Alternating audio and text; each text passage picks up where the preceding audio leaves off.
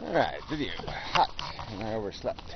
Anyway, response to Fred. He made a video, conference report guy, can't get there from here. Something like that anyway. And, just kind of conceding the lament that, life it's going to be hard to do this math. And, in the end, to sum up, all the what was good and what was bad, like, I don't know. The good is always a little tricky, but, I don't know, all that 16-year-old lovemaking or something. And, and the bad, all the bad dying and all the hard living and all the crying and the grief and the hardship and the pain and the fear and all that shit. Forever and ever, going back in history, for the 2 billion years anyway. Yeah, and how are you going to make all that mush add up to, oh yeah, that was a good thing. That was a hell of a fun ride. He sort of brought that up in the second video where he talked about roller coaster and how, if you can personally detach that, life is bearable. Well, I mean, it's bearable. Even if you don't detach, you can get through it. Because you can just play games with your head and say, yeah, that won't happen to me, and that won't happen to me, and only those kind of suckers get that kind of cancer, or whatever you do to immune yourself from the terror. And you can get through it. But the point is, you can't fix it. You can't change the math. You can only change your your addition. You can fuck around, but you're not doing real math. You're doing like Lego math or something. I mean, you're just building a fake version of reality, just so you can walk around, feel better. I mean, it's about feeling better. It's not really about curing the problem or fixing anything. It's just about feeling better. Less worries. Don't worry, be happy. So yeah, you just whistle the fucking tune. There's a big giant spider there. He has eluded my videography.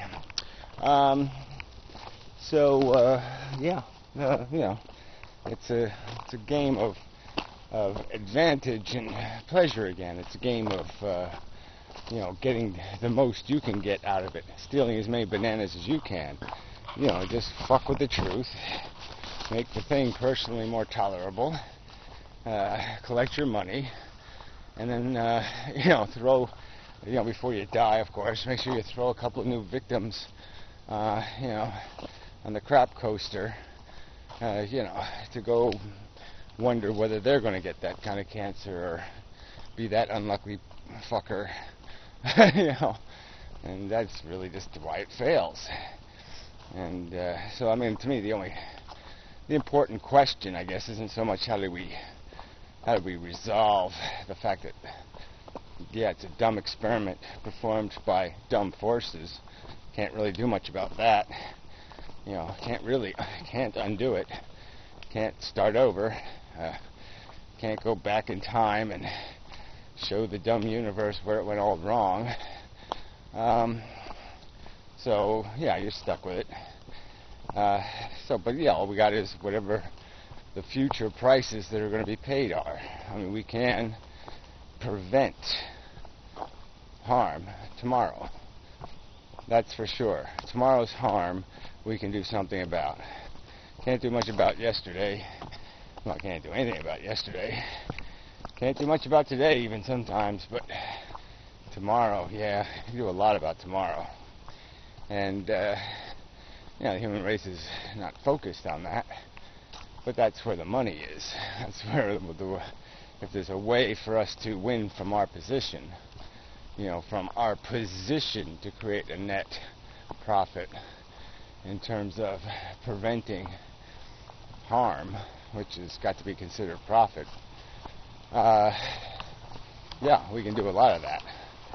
And, but getting people to do it, that's the trick.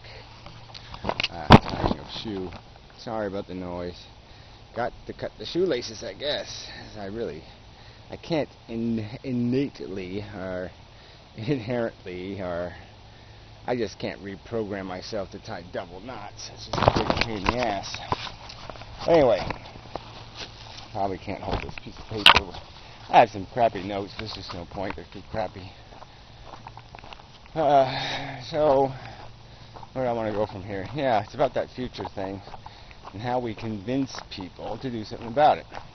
And I received a PM from one of my favorite people in the universe. Yay! And she asked me a question. She, of course. About, what about this animal thing? How the hell do we fix the nature thing? Like, even if we get human beings to be reasonable, have reasonable human population, reasonable ethics towards each other, and quit treating each other like shit, like slaves and fucking shit, and quit being greedy, maniacal, motherfucking prick cunts. Maybe if we even possibly could do that, we're still fucked because we're landlords, or whatever you want to call us, or nurses to, or monitors of, like monitors on the playground, of this natural world thing that is just insidiously insane. And so what the fuck? I mean, how do we fix this? How do we take the cat out of the cat?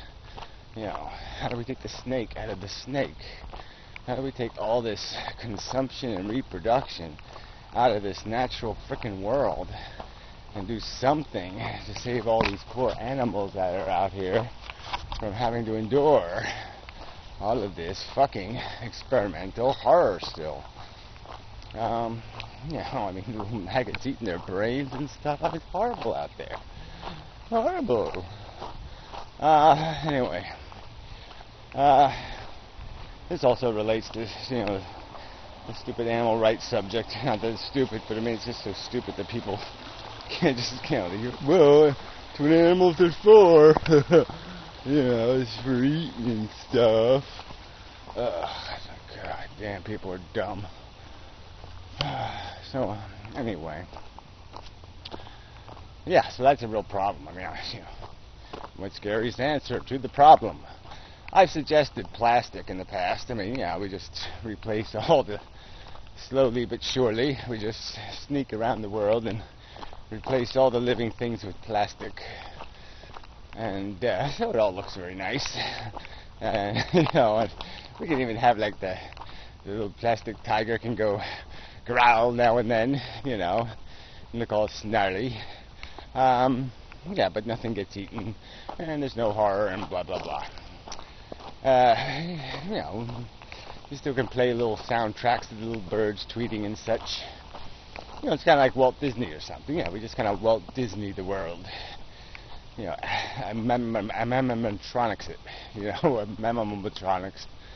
Whatever. But short of that, kaboom is the only answer. Just one last little gasp, and it's over. Mercifully over. So anyway, we're back to this future thing. Is there a future? Is there a future? I mean, I don't think we can avoid making a huge mess, and that's bad. I mean, if we're going to kaboom, we have to kaboom right. But we're going to even do the kabooming wrong. We're going to kaboom sloppy and hard and ugly, leaving millions of people, maybe billions, suffering, and all these animals suffering because we won't do it right. We'll commit suicide some insane way, like by hacking our feet and our arms off, and it'll be just horrible, and we won't die, and it'll be tragic, more tragic. So I guess that's another thing we have to give to the future, is some sort of mandate to make sure that if ever that button gets pressed, that they press it all the fucking way down. No half-ass nuking. You know, if you're going to go there all the fucking way. And make sure you finish the job. Yeah. But anyway, yeah, so it is sort of important, though. There's a huge amount, just huge amount of suffering in the future. It's out there. It's ready to happen. And we do have the power to, move the little marbles so it don't happen. We are a marble. We're in the game. We can bang up against things, and we can do something. Now, people like the Amazing Atheists would say, well, that's where Timothy McVeigh comes in. Because his little marble decides to go blow up a government building and ruin some personal lives. Like that's going to change anything. Whoops, didn't change a motherfucking thing.